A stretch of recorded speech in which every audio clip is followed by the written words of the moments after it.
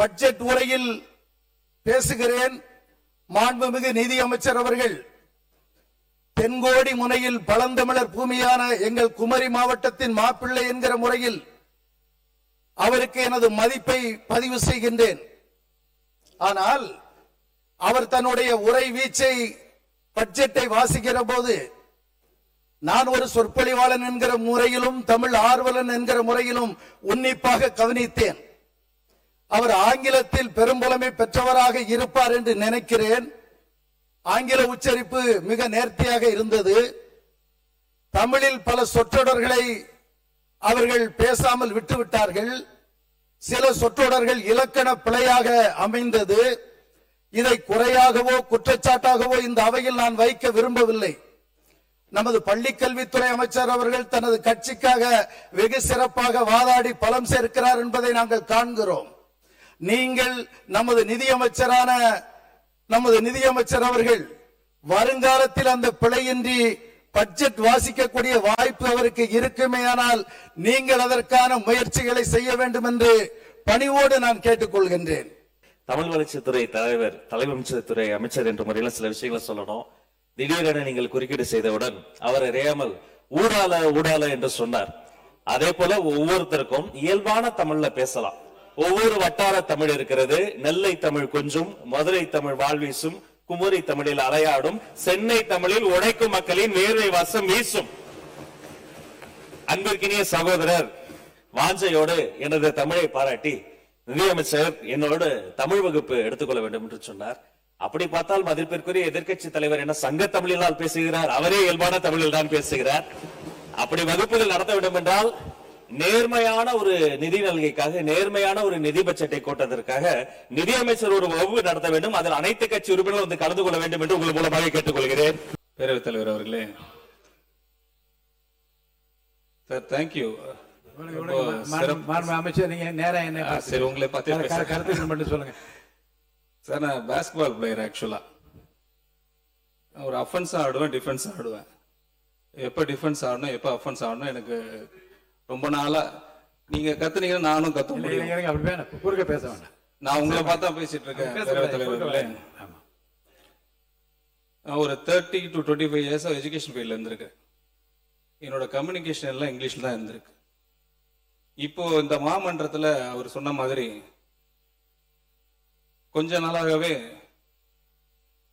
உருவ கைலி பண்றது, பொதுவா சொல்றேன், ஜாதி ரிலேட்டடா பண்றது, பெண்கள் ரிலேட்டடா பண்றது, இப்ப மொழி ரிலேட்டடா வந்துட்டாங்க. செயல் மட்டும் சொல்லிட்டு இருக்காரு எங்க தலைவர் இருக்காங்க. எனக்கு ஒரு மொழி என்னோட கிறிஸ்டியானிட்டி கத்து கொடுத்திருக்கு. அன்பு மொழி, அமைதி மொழி, இரக்கத்தின் மொழி. இது பாதி பேருக்கு எவ்வளவு தமிழ் படிச்சாலும் தெரியாது. நான் பைபிள படிச்சிருக்கேன், பார்ன் கிறிஸ்டியன். உங்களுக்கு அந்த மொழி தான் வேணும்னா நீங்க லோக்சபால உங்களோட மதுரை எம்பியா இருந்தாரு, மினிஸ்டரா இருந்திருக்கிறவர். இது வரைக்கும் 5 வருஷமா மினிஸ்டரா இருந்து 5 வருஷமா அங்க டேர்ம்ல இருந்திருக்காங்க. ஒரு நாளும் அந்த பார்லிமெண்ட்ல பேசுனதே கிடையாது. ஒரு தடவை கூட பேசுனது கிடையாது. அவரோட தலைவராக மகனா இருந்தார், ஒரு தடவை கூட பேசுனது கிடையாது. நாங்க ட்ரை பண்றோம், நாங்க முயற்சி பண்றோம்.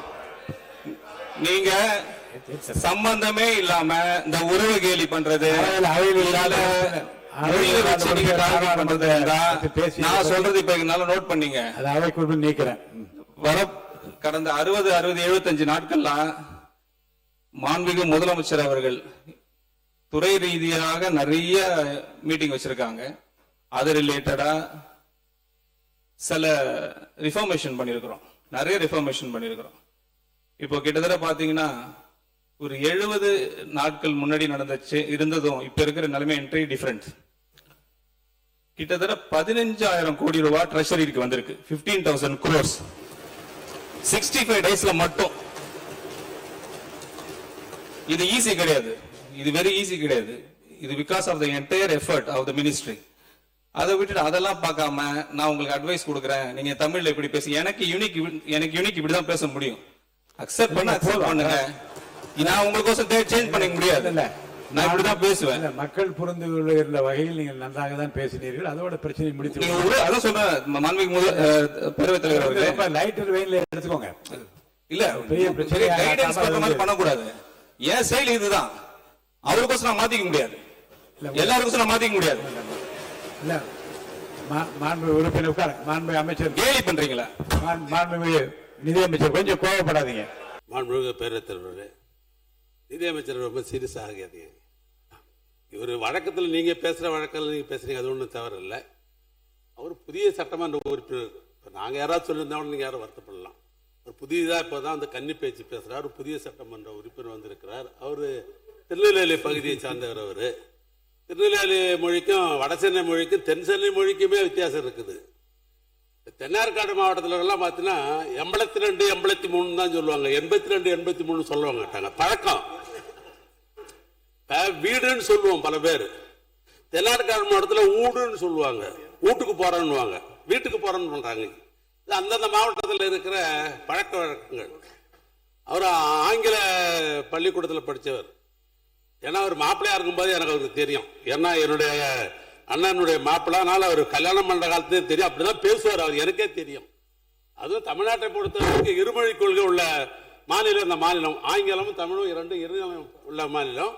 அவர் கன்னி பேச்சில வந்து ஒரு நகைச்சுவையாக சொல்ற அடிப்படையில் அவர் சொல்லப்பட்டதை ஒழிய அதான் நீங்க சீரியஸ் ஆகணும்னா எப்பவுமே நீங்க பேசுற மாதிரி. இன்னொரு முக்கியமான செய்தி சொல்லிடுறோம். இது தொடர்பாக பொது நடைமுறை விதிகள், பேரவை விதிகள்ல 86 பேரவையின் அலுவல் தமிழிலோ ஆங்கிலத்திலோ இரு மொழிகளிலுமோ நடைபெறலாம். தமிழ்லையும் பேசிட்டு இங்கிலீஷையும் பேசிட்டு தமிழ்லையும் பேசலாம். இன்னொரு சுவையான செய்தி உங்களுக்கு சொல்றேன்.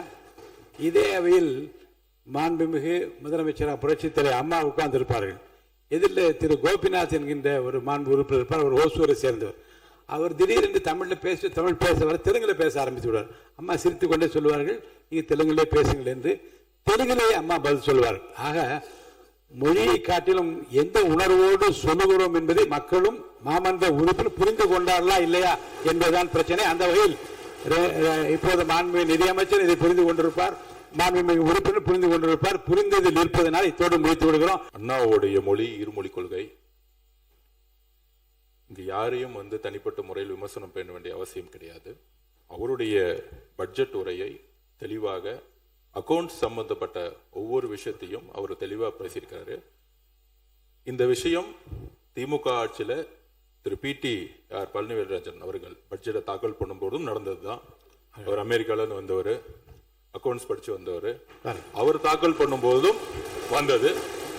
இதை யாரும் அப்பொழுது கேலியோ கிண்டலோ செய்யல. அன்னைக்கு இருந்த எதிர்கட்சியா இருந்த அதிமுகவுக்குமே எதுவுமே செய்யல. அது ஒவ்வொருத்தருடைய ஒரு மொழி. அது இப்ப அண்ணனை பத்தி சொன்னாங்க. அவரு சென்னைக்காரர் இல்ல, புதுச்சேரிக்காரரு. புதுச்சேரி கடலூர் மொழியை பேசக்கூடியவர். தமிழ் பேசுவார், தமிழை தவிர அவருக்கு எதுவும் தெரியாது. அதுதான் முக்கியம். அதனால சில வார்த்தைகள் நாங்கள் எப்பயுமே மரபுப்படி நீங்க there is action, அதாவது where is action there is action சொல்லுவாங்க. நீங்க சொல்லக்கூடிய வார்த்தைகள் பதில் கொடுக்கிற இடத்துக்கு நாங்க வராமல் உங்களுடைய கருத்துக்களையும் திட்டங்களையும் பாலிசியும் பேசினா பெட்டரா இருக்கும் நாங்க நினைக்கிறோம்.